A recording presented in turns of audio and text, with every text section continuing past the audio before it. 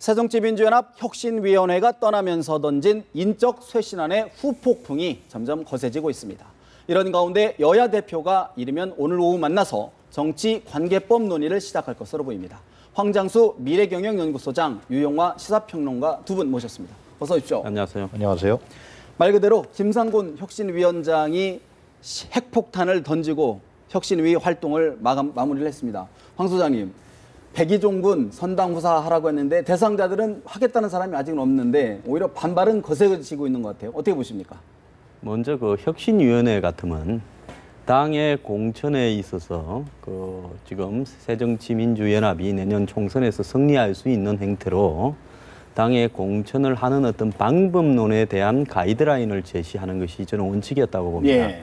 예를 들어서 당의 이기기 쉬운 지역에 텃밭에 오랫동안 머물고 있는 의원들을 좀 로테이션할 필요가 있다라는 정도와 또 더 나아가서 당이 비리 정렬자들에 대해서는 정리할 필요가 있다. 또 당에서 일정한 정도는 물갈이를 지속적으로 할 필요가 있으니까 과거에 486이나 호남 텃밭 의원들 같은 경우에 예를 들어서 일정한 정도로 물갈이하는 것이 필요하겠다. 이런 그냥 러프한 가이드라인을 제시하는 것이 혁신위의 원칙이라고 보고 있습니다. 그런데 그게 아니라 혁신위가 누구를 집어가지고 누구는 열세 지역에 나가야 되고 누구는 부산에 나가라. 또 누구는 징계를 해야 된다라고 이야기를 하고 이런 어떤 부분들은 혁신위원회 차원에 넘어서서 이제 보기에 따라서는 혁신위원회가 아니라 수렴청정위원회로 이렇게 비춰지기도 하고요. 또 경우에 따라서는 혁신위원회가 과연 지금까지 해왔던 혁신 작업이라는 것이 순수했는가라는 그 의도성을 의심받을 수 있는 행동을 분명히 저는 했다고 봅니다. 정치적 행위를 했다. 이건 혁신위원회의 한계를 벗어난 거죠. 어떻게 밖에서 교수를 하던 사람, 밖에서 농사 짓던 분, 밖에서 교육감 하던 분들이 모여가지고 당에 저 사람은 드러내야 되고 이 사람은 어떤 지방에 보내야 되고 이걸 결정할 수 있겠는가. 그걸 하기 위해서 혁신위원회를 한다면요. 이 애초에 혁신위원회를 만들어진 목적이 4.29 재보선에서 문재인 대표가 이 야권으로서는 유리한 세계 지역에 패배함으로써 대표의 책임을 거론하면서 그 책임 부분을 갖다가 앞으로 당을 쇄신해서 돌파하겠다 했는데 그 쇄신과 관련되는 부분에 있어서 구체적으로 사람을 쿡 꼽아가지고 쇄신을 한다라는 부분. 그런데 문재인 대표와 가까운 척에 관한 쇄신은 빼버리고 예를 들어서 문재인 대표의 정적에 대해서 쇄신하라고 한다면 그런 부분들이 과연 상대방에게 받아들여질 수 있겠는가. 그래서 제가 볼 땐 객관성을 상실하는 방향으로 유종의 미를 장시겠다 이렇게 봅니다. 사실 박지원 의원 같은 경우에는 검찰의 공천권을 주라는 것이냐라고 강하게 반발하고 있습니다. 어떻게 보십니까? 박지원은 지금 2심까지 유죄를 받지 않았습니까? 그렇기 때문에 공천을 받기가 부담스러운 건 사실인 것이죠. 그러나 박지원 의원에게 공천 신청을 하지 말라는 건 말이 안 되는 거 아닙니까?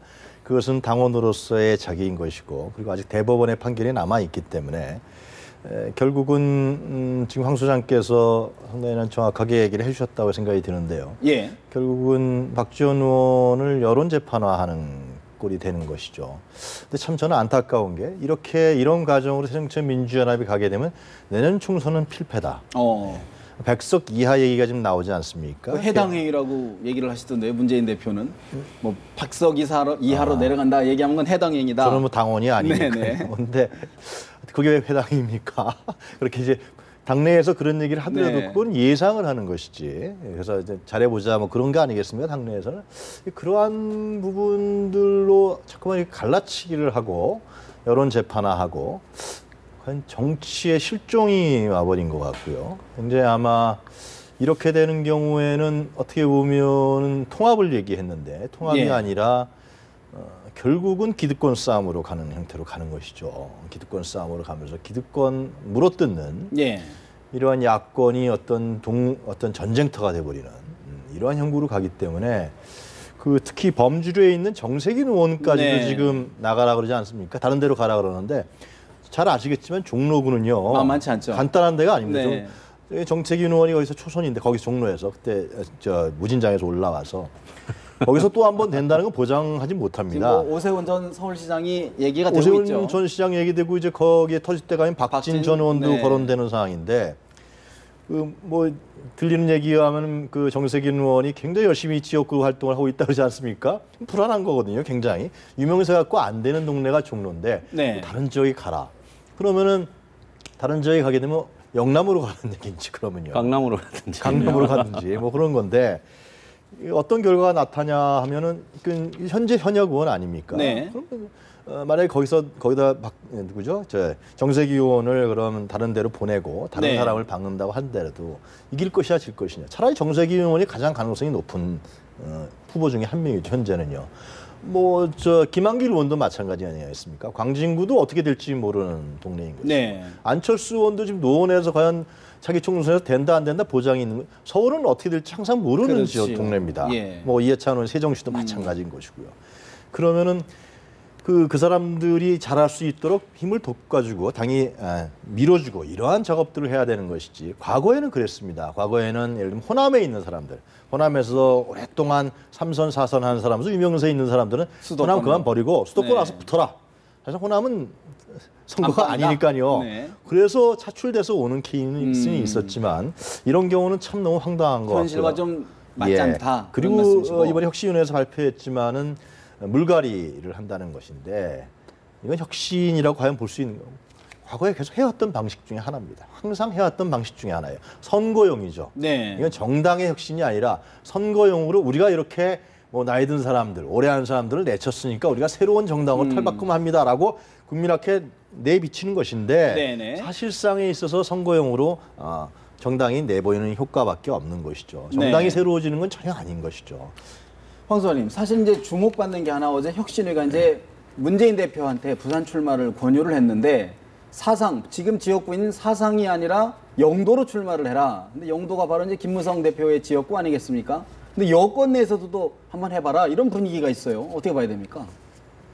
근데 이제 문재인 대표가 현재 부산에서 출마해서 당선이 됐는데 부산에 출마라는 것이 다른 문재인 대표의 정치적 라이벌격인 전직 대표급쯤 되는 인물들을 열세 지역에 출마라는 거하고는 좀 성격이 다른 문제 아닙니까? 예. 좀 문재인 대표에게 서울 강남에 출마하거나 서초에 출마하라 뭐 이런 정도로 이야기를 해야 그게 말이 맞는 거죠. 자고 뭐 영도도 제가 볼 때 그 사상보다는 조금 열세 지역이긴 하지만 문재인 대표로서는 네. 뭐 야권으로서 뭐 영 아닌데도 아닙니다. 근데 김무성 대표가 있는 게 문제 아닙니까? 예, 근데 이제 김무성 대표하고 빅매치를 하라는데 예. 두 분이 자주 만나가지고 수시로 요즘 서로 간에 화기애애한 정을 나누시는 분들끼리 붙을 리가 있습니까? 네. 그러니까 제목이 차라리 영도에 나가라고 했으면 혁신위원회가 그거는 혁신위원회가 문재인 대표를 하여금 다른 대표들처럼 적진에서 과감하게 죽어라. 이렇게 이야기하는 것처럼 들릴 수가 있는데요. 네. 겉으로는 부산에 나가라 하고 영도에 나가라는 것은 정확하게 핵심의 다르죠. 워딩이 아니었던 걸로 보입니다. 네, 네, 네. 그 주변에 있는 사람들이 영도가 어떠냐 한 거지 혁신위원회는 부산이라는 거거든요. 그러니까 혁신위원회는 문재인 대표에게 살 길을 열어준 거라고 저는 봅니다. 남들은 다 적진에 가서 전사하라 그러고 문재인 대표만 예를 들어서 뭐 출마하지 마라든지 안 그러면 비례대표로 하라든지 현 지역구에 나와라 그러면 그건 부당하지 않습니까? 네. 근데 지금 뭐 부산의 사상에서 당선이 된 문재인 대표를 보고 부산에 나와라. 이 부분은 의미가 없다고 보고요. 그러면 주변에서 왜 영도 이야기를 하는 걸까요? 현실성이 별로 없는 자, 이야기인데. 지금은 영도 매치를 하겠지만 영도 매치라는 것이 뭐 김무성 대표, 문재인 대표가 네 죽고 내 죽고 둘 중에 하나만 살자 이런 관계가 돼야 성립이 될 건데 지금 김무성 대표가 영도에 놓는다라는 보장도 또 저는 없다고 봅니다. 이런 상황에서 결국 이 매치는 성사가 안 될 거고 할라 했는데 성사가 안 됐으니까 원 지역구 사상에 다시 나가겠다 한 명분 축적하는 거 아니냐. 그리고 이제 예를 들어서 아까 그 뭐 이 비리 전력자들은 선거에 출마하지 못하게 한다 해서 하급심 1, 2심이라도 형이 확정된 사람은 못 나온다. 네. 그리고 뭐 기소된 사람은 예를 불이익을 줄 수 있다 공천에서 이러면서 정치적으로 기소된 사람에 대해서는 예외를 또 둔다라. 자, 한명숙 전 총리, 전 당 대표이기도 하고 네. 친노의 핵심이죠. 이분에 대해서는 아직도 문재인 대표나 친노에서는 정치적이라고 이야기를 합니다. 자, 이 어떤 여야의 정치인을 막론하고 검찰에 기소되어서 재판에서 자신한테 불리한 것을 받았을 때 정치적인 재판이다 아니라고 이야기할 사람 아무도 없을 거예요. 전부 다 정치적인 억울함이 있다라고 이야기할 건데 네. 거기에서 어떤 사람은 정치적인 거고 어떤 사람은 비리라고 누가 구별할 것인가 하는 거죠. 결국은 나한테 마음에 드는 사람은 정치적 기소와 판결이고 나한테 찍힌 사람들은 그야말로 비리다라고 구분하려는 거 아닙니까? 그래서 네. 혁신위가요. 이렇게 애매하게 적용될 수 있는 원칙을 혁신 아닌 것처럼 내면 그건 혁신위가 순수한 의도가 있었다고 이렇게 받아들여질 수가 없는 거죠. 저는 그 영도의 문재인 대표가 나가게 되면은 예. 김무성 대표를 확실히 키워줄 꼴이 되지 않겠습니까? 아, 오히려요. 그곳은 김무성 대표가 무소속으로도 당선된 곳입니다. 예. 김무성 의원의 기반이 탄탄한 곳이에요. 그럼 가서 문재인 대표가 물론 부산에서 당선된 커리어가 있지만은 거기 가면 김무성 대표에게 조직적으로나 여러 가지 측면을 봤을 때 게임이 되겠습니까? 예, 그거는 쉽지 않다. 그거는 저는 혁신위원회의 이런 안들을 기획하고 하는 사람들이 난 누군지 잘 모르겠는데요. 그건 문재인 대표마저 죽이는 꼴이 되는 거예요. 그러니까 지금 말씀하셨지 그러한 환경이 조성돼야 그런 문재인 대표가 나 영도에서 출마하지 않겠다라고 접는 얘기가 나올 수 있는데 그렇게 안 되면 김무성 대표한테 가서 붙어야 될 거 아닙니까? 그렇죠. 그럼 김무성 거기서 뭐 10% 이상을 져버린다고 가정했을 때 그럼 문재인 대표라는 또 새정치민주연합의 하나의 유력 대권 주자마자 잃어버리게 되는 결과를 난다는 거죠. 아니 근데 그래서 저는 자꾸 의문이 네. 드는 것이 왜 그러니까 문재인 대표의 주변에 있는 분들이 왜 그런 말을 흘리냐는 저는 말이죠. 참 희한한 것이 예. 그래서 이 혁신이라는 단어 그 단어가 그렇게 매력이 있는지 잘 모르겠는데 하여튼 혁신이라는 단어 하나에 이 새정치민주연합이 여태까지 가져왔던 어떤 정체성이라든가 역사성이라든가 그리고 당원들이 갖고 있는 정통성이라든가 이런 부분들이 다 사상돼 버리는 지금 결과를 갖고 있다. 황 소장도 얘기를 했습니다만 정당에서의 결정은 정당에 있는 당원들과 정당에 있는 간부들 그리고 활동가들이 하는 것이고 그 책임은 그 사람들이 지는 것입니다. 혁신위원회에 있는 분들은 안을 제시할 뿐이지 혁신위원회에 있는 분들이 이제 뭐 내일로 끝나지 않습니까? 네. 감나라 배나라 너는 나가고 너는 간두고 너는 뭐 어디 가고 이렇게 한다는 것이 그건 그 분들이 책임질 건가요? 과연 김한길 의원이니까 정세균 의원 이런 분들의 앞의 미래를 책임질 겁니까? 예를 들면 제가 한마디만 더 말씀드리면 과거에 권노갑 고문이 그 집권했을 때 그 공천 문제가 있었을 때 스스로 자기 자신은 불출마를 선언했어요. 그리고 나서 호남에 있는 그 오래된 선수의 의원들을 찾아다니면서 설득하고 그리고 양해를 구하고 양보를 종용하면서 네. 가까스로 그분들을 그 출마하지 않게 하면서 새로운 인물들을 호남에 공천하면서 당시에 당이 좀 새로워지는 모습을 보였다는 것이죠. 그리고 그분들은 나중에 집권 여당이니까 나름대로의 또 보상도 했던 거로 제가 알고 있습니다. 그건 왜 그러냐면 현재 정치인들은 상당히 직업적 정치인이기 때문에 공천을 못 받는다는 것은 자기 자신의 생명줄을 끊는 거거든요. 그러면 김한길 의원이, 안철수 의원이, 정세균 의원이 갑자기 여론몰이 재판을 해서 자기 정치 생명을 끊으려고 할 때 네. 가만히 있겠습니까? 그건 당연히 반발하는 것이죠. 조경태 의원도 이 범죄에 들어가는 것이고요. 그래서 혁신이라는 단어 하에 내가 혁신을 외치면 다른 사람은 다 비혁신, 반혁신이고 내가 얘기하는 혁신은 무조건 옳다. 그거는 뭐 하여튼 뭐 정치학 교과서에도 그런 단어가 안 나오는 것 같고 그렇죠. 어디 나오는지 잘 모르겠는데 어떤 진영놀이다. 이러한 복잡한 이해관계 그리고 그 정치권에 얽혀 있는 여러 가지의 권력 투쟁 네. 이런 부분들을 다 이해하면서 그걸 그러면서 정치를 끌어나가고 한 당을 이끌어 나가야 되는 거 아니겠습니까? 근데 이렇게 되면은 과연 새정치민주연합이 너무나 안타까운 그러한 과정으로 가지 않겠냐 생각이 좀 듭니다. 황 소장님, 조경태 의원 같은 경우에는 혁신위에서 콕 집어서 해당 행위자다 했는데 오늘 뭐 그러면 나를 제명시켜라 이렇게 반발하고 있습니다. 예. 이런 부분은 어떻게 평가하십니까? 뜸들이지 말고 나를 제명해라고 했죠. 저 혁신위가 해당 행위자라고 네. 자신을 지명한 부분은 결국 혁신위가 어떤 특정 정치 세력의 친위대 역할을 수행하고 있는 것밖에 더 되느냐라고 이야기를 했습니다. 그래서 예. 마음에 안 드는 사람을 갈아치우고 또 제거하는 부분은 결국 당의 분열에 이바지하는 거 아니냐라는 뉘앙스로 이야기를 했는데요. 조경태 의원 같은 경우는 그야말로 또 민주당 또 새정치민주연합으로서는 적진이라 할 부산 4을에서 3번이나 당선되지 않았습니까? 한국의 야권의 역사에 새로운 기록을 세운 사람이라고 봅니다. 그 과정에서는 뭐 그야말로 밤부터 낮까지 조경태 의원이 그 지역을 갈고 닦은 예. 조경태 의원이 아니면 어려운 기록이었을 거예요. 그런데 조경태 의원이 처음에는 친노였죠. 부산이고 노무현 대통령의 척근으로 분류되었는데 조경태 의원은 어느 순간에 그 친노에 대해서 이견을 제기를 하기 시작하면서 비노, 나중에는 이제 반노로까지 이제 이렇게 벌어졌는데 지난번에 중앙위 회의에서 조경태 의원이 어떻게 토론을 안 하고 통과를 네. 시키느냐 혁신안에 대해서 그리고 대표의 재신임 문제에 대해서 토론을 하자라고 제기했는데 그때 조경태 의원에게 가해진 언어폭력 뭐 제가 그 당에 있어봐서 잘 압니다. 뭐 뭐 욕도 나오고 그러죠. 네. 건방지다 어쩌다부터. 네.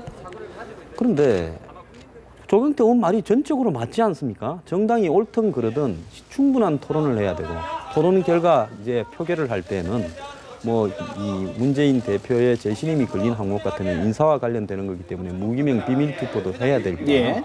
또 나서서 다소 많아 보이더라도 옛날에 제가 민주당에 있을 때는 전부 카운트를 했습니다. 수적으로 많아 보여도요. 정확하게 손을 들으라든지 이렇게 해서 몇 대 몇이다라고 발표도 해야 되는 거죠. 그것도 아니고 지금 박수로 통과시켜버리면서 네. 끝냈단 말입니다. 그래서 조경태 의원같이 적진에서 나섰고 또 조경태 의원은 여러 가지 민생 사안이나 예민한 이념 사항에서 나름대로 합리적인 입장을 가지면서 당의 노선을 견지하려고도 했고 예. 또 최고위원도 했었습니다.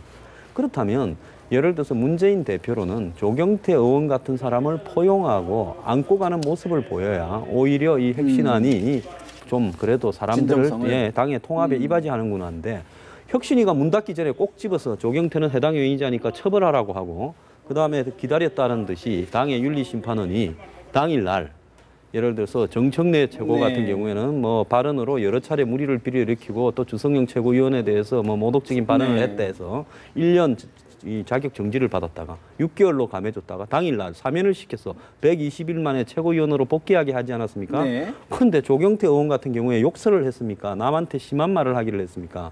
그야말로 당이 이렇게 가면 안 된다라고 자신의 입장에서 이야기한 사람을 혁신위가 콕 집어서 예를 들어서 저 사람을 처벌해라고 윤리심판원은 앞으로 소환해서 처벌하겠다라고 딱 기다렸다는 듯이 받아서 이야기하는 것은 이런 모습을 보면요. 과거에 이 정당이 민주성을 잃어갈 때 보이는 아주 전형적인 네. 모습들 그런 모습들이 지금 나타나는 것 같아요. 그런데 조경태 의원 개인으로는요. 이렇게 해주는 것이 지금같이 야당이 이렇게 내분 분열을 일으키면 적진에서 당선된다는 건 정말 어려운 일인데요. 이렇게 조경태 의원을 갖다가 잘라주거나 안 네. 그러면 징계해서 내쫓거나 이렇게 한다는 것은 조경태 의원의 정치적 수명을 오히려? 연장을 시키는 네. 것이고 오히려 부산에 출마하게 될 가능성이 높아지는 문재인 대표나 뭐 안철수 이런 분들의 확률을 더 줄이는 걸로 작용할 수 있습니다. 저는 후폭풍이 올 거라고 생각이 드는데요. 예. 상당히 여론이 안 좋을 것 같고요. 특히 새정치민주연합의 지지자층이라든가 당원들도 이러한 혁신위원회의 어떤 그런 돌발적인 이러한 액션에 대해서 아마 찬성하지 않을 거라고 생각이 드는데요. 결국 그 화살은 문재인 대표한테 갈 수밖에 없고요. 그래서 저는 감당하지도 못할 이러한 일들 왜 벌리는지 네. 참 이해가 안 갑니다. 아마 이렇게 됐을 때 과연 문재인 대표의 기존 정치정에 검증된 현상을 봤을 때 이 부분들을 수습할 수 있느냐. 수습하기 쉽지 않을 것 같다. 결국은 정세균 의원이 제시한 원탁회의라든가 또 뭐 중진들이 참여하는 이런 당내 수습위원회라든가 뭐 이런 형태로 해서 연내에 이런 네. 부분들이 되지 않으면 내년 총선을 과연 제대로 치르겠느냐. 당내 항의 완전히 안철수 의원 같은 경우도 결국은 이렇게 되면 나갈 테면 나가라. 뭐 그런 식의 정치적 네네. 공세까지 나가는 거 아닙니까? 노원구에서 열심히 하는 사람은 부산 가서 죽으라는 얘기인데요. 그게 당에서 단합된 분위기가 있고요. 어떤 합의된 분위기가 있고 그 새정치민주연합의 정체성이 일관된다 그러면은 저는 안철수 의원한테 당신 그래라. 왜냐하면 그건 정당에서 보장을 해주니까요. 근데 이런 상황에서 그럼 안철수 의원이 부산에 갔을 때 그거는 그냥 완전 깨꾸락지 대라는 거 아닙니까? 뭐 속된 말로 얘기해서 그 안철수 의원뿐만 아니라 다 마찬가지일 겁니다. 지금 최고위원들 네. 뭐 오영식, 전병헌, 예를 들면 유승희 이런 분들한테 그럼 당신네들 딴 데 가서 하시오. 그럼 그 사람들 하겠습니까? 하기 어렵다. 그거 똑같은 얘기예요. 천종배 예. 지금 신당을 준비하는 천종배 위원 같은 경우 이런 말을 했어요. 비노 제거용이다. 결국은 떠나려면 아까 말씀 주셨던 것처럼 떠나려면 떠나든지 아니면 남으려면 잠자코 입 다물어라 이런 취지인데 그렇게 사실 떠나기 굉장히 어려운 상황이죠. 그것을 현재 주류식도 알고 있을 겁니다. 천정배 신당이 개혁적 국민정당을 표방했지만 거기서 어느 정도 새가 모일지 어느 정도의 인물을 채워질지 그건 상당히 미주시인 것이고 지금의 현실적인 분위기로 봤을 때 쉽지 않다는 것이 일반적인 거 아닙니까? 그렇기 때문에 이제 주류식에서 생각하는 것은 나갈 테면 나가봐라. 뭐 이러한 어떤 것 같은데 네. 이런 분위기로 가면은 내모는 꼴이 되면서요. 역으로 예를 들면 천정배 신당을 중심으로 해서 뭉칠 가능성이 커지게 됩니다. 그러면 이 야권은 분열되는 네, 것이죠. 오히려 원심력이 커질 수밖에 없는 거로 가는 것이죠. 그래서 지금이라도 이건 뭐 문재인 대표가 한 얘기가 아니니까 혁신위원들이 얘기한 거 아닙니까? 김상곤 위원장이라는 분이 얘기한 것이니까 이걸 빨리 추스려서 당이 어떻게 내년 공천 문제, 내년 총선 문제를 향해서 어떤 방향으로 갈 것이냐, 어떤 공천 룰을 적용할 것이냐, 제 논의하는 길이 제가 보기에는 사는 길이 아니라 생각이 들어요. 지금 또 하나 지금 여야 모두의 좀 화두가 이제 총선 공천 룰을 확정을 져야 되는데 지금 여야 문재인 대표와 김무성 대표가 아직 시간과 장소는 공개가 안 됐는데 오늘 오후에 회동을 해서 단판을 지을 것이다라는 지금 분석이 나오고 있습니다. 어떻게 보십니까? 답이 나올까요? 그러니까 그렇게 이 비밀리에 해동하시는 분들끼리 서로 영도에서 선거 붙을 리는 없지 않겠습니까? 네. 근데 이제 중요한 것은 뭐 정치관계법의 핵심은 여러 가지가 있겠습니다만 뭐 비례대표를 어찌하느냐, 전국 지역구를 어떻게 정하느냐, 의원 정수를 어떻게 정하느냐 이런 부분도 있겠지만 네. 가장 핵심은 지금 그 새정치연합은 이제 혁신안에 의해서 국민공천단을 만들어서 거기서 뽑겠다. 즉 뭐 300명에서 100명, 1000명까지 네. 이르는 그런 어떤 사람들을 뽑아서 그 사람들이 후보를 뽑게 하겠다는 거고. 그다음에 20%는 전략 공천을 하고. 김무성 대표는 100% 오픈 프라이머리를 하겠다. 이렇게 주장하는 거 아닙니까? 그래서 서로 갭이 있죠. 오픈 프라이머리라는 것은 완전 개방 국민 경선제인데 전 당이 동의하지 않으면 사실상 오픈 프라이머리는 불가능한 거지 않겠습니까? 네. 그렇기 때문에 지금 뭐 문재인 대표는 명분상으로 예를 들어서 그 이 지역별 정당 비례대표제를 관철시킨다면 예를 들어서 우리가 오픈 프라이머리를 받을 수 있다 이렇게 하겠지만 그 지역별 비례대표제를 받는 순간에 새누리당은 의석이 한 6석에서 8석 정도 손해를 보는 수가 있다. 현재의 네. 선거 결과에 따라서 불리석하면 말입니다. 예. 이렇게 된다면 새누리당이 그걸 받기는 어려울 거라고 보입니다. 결국은 뭐 협상 결과 결렬이 될 것이고 각자가 이렇게 따로 갈 것인데 저는 김무성 대표가 결렬이 되었을 때 쓸 플랜 B를 이미 가지고 있고 밖에 놓고 있지 않습니까? 그게 뭔가 하면 100% 여론조사로 가겠다. 즉 김무성 대표로서는 친박이나 또 청와대 쪽에서 우리도 지분이 있고 또 우리도 역할이 있는데 당신 위주로 지금 선거를 다 가면 곤란하다. 그렇게 가려고 하는 것이 오픈 프라이머리고 오픈 프라이머리가 안 되면 100% 여론조사로 가는 거 아니냐. 네. 그런데 100% 여론조사를 국민공천이라고 이야기하는데 자 어떤 당의 지역의 후보를 뽑는데 당원이나 대의원이 무의미하게 되고 전화 돌려서 여론조사에 따라서 정한다면 실제로 그 지역에서 지명도가 있는 사람이 당선될 가능성이 저는 100%라고 봅니다. 그렇기 때문에 100% 여론조사로 가게 되면 현역 의원과 당협 위원장이 100% 다 될 거예요. 네, 거의 될 겁니다. 그런데 컷오프라든지 예를 들어서 지역의 과거에 이 뭐 의정 활동이라든지 지역 평가를 해서 점수를 매겨서 한 30-40% 지난번에 새누리당이 40%를 네네. 자른다 했죠.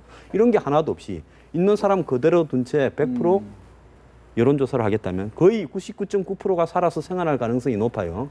이렇게 되면 어쨌든 총선에 출마해서 당선이 된 사람이든 총선에 떨어져서 당협위원장으로 남는 사람이든 전부가 네. 자신의 공천을 보장해준 김무성 대표 체제에 충성을 바칠 가능성이 높다고 보이겠죠. 그러면 친박은 이런 시스템에 대해서는 동의하지 못하겠다라고 놓을 거기 때문에 지금 야권 내부의 공천 전쟁은 어쨌든 친노가 네. 자신들의 방식대로 국민공천단이라는 제도를 만들어가지고 이렇게 확정을 해버렸고요. 네. 이제 여권은 김무성 대표가 야당하고 협의를 하겠지만 오픈 프라이머리 합의는 안 될 거라고 저는 봅니다. 그러면 결국은 네. 플랜 B 100% 여론조사를 결국 이제 문재인 채택하겠죠. 대표와 김무성 대표를 만나게 되면은 사실 문재인 대표는 얻을 게 없습니다. 김무성 대표한테 또 정치적 힘이 실리는 거죠.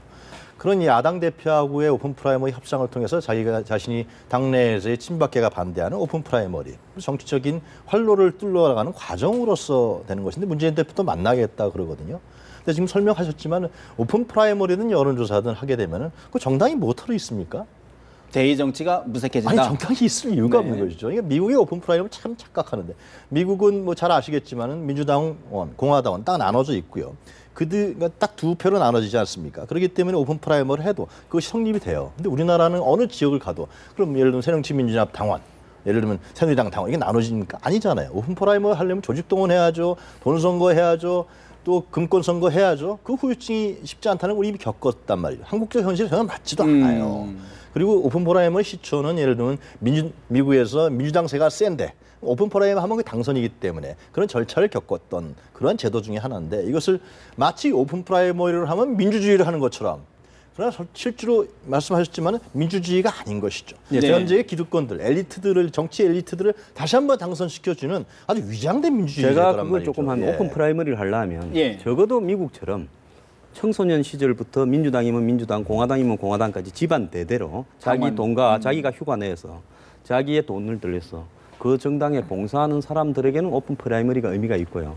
또 프랑스 같은 경우에처럼 예를 들어서 오픈 프라이머리처럼 해서 후보를 뽑지만은 프랑스에는 예를 들어서 사회당이 가지고 있는 노선에 대해서 동의하느냐고 그 동의한다고 사인을 해야 됩니다. 그리고 돈을 얼마를 내요.